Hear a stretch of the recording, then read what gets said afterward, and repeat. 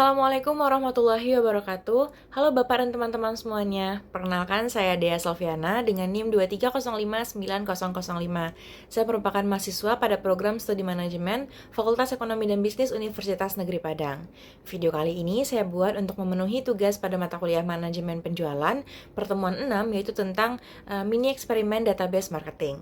Database marketing sendiri adalah salah satu strategi pemasaran yang menggunakan data pelanggannya untuk mengumpulkan, menyimpan dan juga menganalisis informasi tentang konsumen atau tentang pelanggan untuk menciptakan strategi penjualan yang lebih terarah.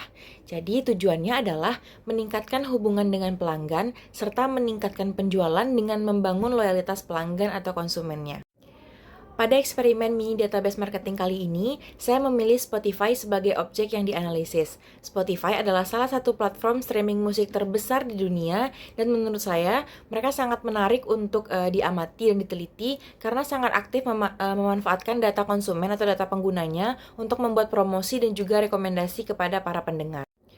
Saya sudah menggunakan aplikasi Spotify ini cukup lama, dan dalam beberapa waktu terakhir saya mencoba mengamati bagaimana Spotify berinteraksi dengan saya sebagai pendengarnya. Saya juga melakukan langkah seperti mengikuti akun sosial media resminya dan juga berlangganan di newsletter atau email Spotify official. Nah, dalam periode 1 minggu terakhir, saya menerima beberapa jenis komunikasi seperti email promosi tentang diskon Spotify Premium, kemudian notifikasi di aplikasi yang memberitahukan bahwa playlist Discover Weekly saya sudah tersedia, serta rekomendasi-rekomendasi lagu di beranda yang sesuai dengan artis dan genre musik yang sering saya dengarkan. Selain itu, saya juga sering melihat iklan Spotify Premium muncul kembali, baik itu di Instagram, di TikTok, di Twitter, dan juga media sosial lain yang menunjukkan adanya strategi retargeting yang dilakukan oleh Spotify.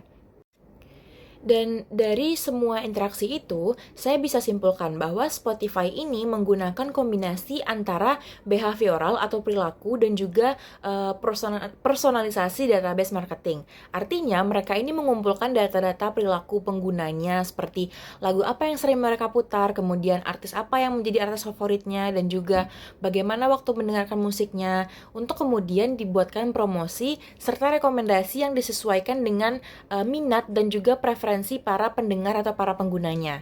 Nah, dengan cara ini, setiap orang akan mendapatkan pengalaman yang unik ketika menggunakan aplikasi Spotify.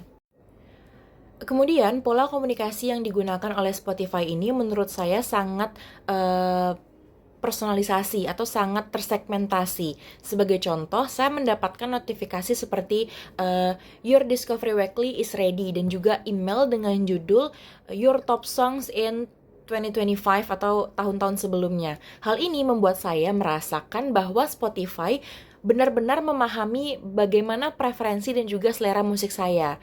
Namun untuk promosi seperti Spotify Premium, itu komunikasinya masih bersifat semi massal karena hampir semua pengguna akun yang gratis mendapatkan pesan serupa. Hanya saja mungkin waktunya itu berbeda dan tempatnya itu berbeda.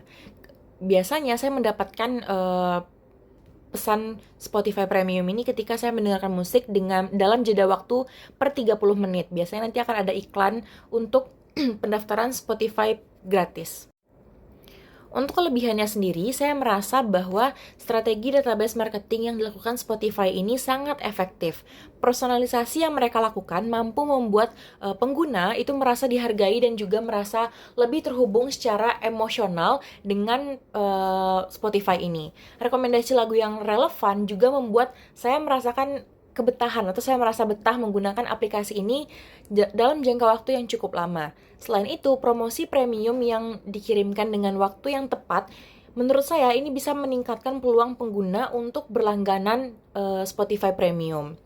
Namun tentunya juga ada beberapa kelemahan yang saya temukan, yaitu pertama, kadang notifikasi itu muncul terlalu sering sehingga membuat saya merasa terganggu. Saya rasa konsumen atau pendengar lain juga merasakan hal yang serupa. Kemudian, beberapa email promosi itu juga terkesan berulang dan juga isinya itu mirip dari waktu ke waktu. Selain itu, algoritma rekomendasi lagunya belum tentu selalu tepat karena masih berbasis pada pola umum, bukan suasana hati dan juga mood pendengarnya pada saat itu.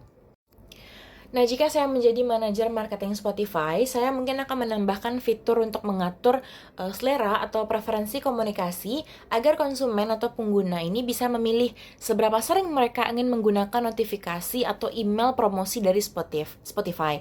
Saya juga akan mengembangkan sistem yang menggabungkan data perilaku dan juga data emosional atau data mood, misalkan dengan menanyakan bagaimana perasaan, bagaimana mood pengguna pada saat itu untuk menghasilkan rekomendasi musik atau playlist yang lebih sesuai dengan apa yang mereka rasakan. Nah, selain itu, konten promosinya bisa dibuat lebih bervariasi lagi dengan tidak hanya berfokus pada iklan langganan Spotify Premium saja, tapi mungkin juga ada fitur-fitur menarik seperti blend playlist atau lainnya. Nah, dari eksperimen ini, saya belajar bahwa kunci keberhasilan database marketing itu bukan terletak pada seberapa banyak data yang kita kumpulkan atau seberapa banyak informasi yang kita dapatkan, tetapi ini tentang seberapa tepat data tersebut kita gunakan untuk menciptakan pengalaman yang relevan bagi pengguna. Nah, Spotify ini menunjukkan bahwa personalisasi yang baik bisa meningkatkan loyalitas pelanggan dan membuat pelanggan itu merasa lebih nyaman untuk sering berinteraksi dengan merek. Namun, keseimbangan antara relevansi dan juga frekuensi iklan yang akan diberikan itu harus disesuaikan lagi supaya pengguna atau pelanggan ini tidak merasa bosan, jenuh, atau muak dengan iklan atau notifikasi yang terus-menerus muncul. Baik, Bapak dan teman-teman semuanya, mungkin sekian informasi yang dapat saya sampaikan mengenai hasil mini database marketing yang telah saya lakukan dengan objek Spotify. Mohon maaf apabila ada kesalahan, saya akhiri dengan Assalamualaikum warahmatullahi wabarakatuh.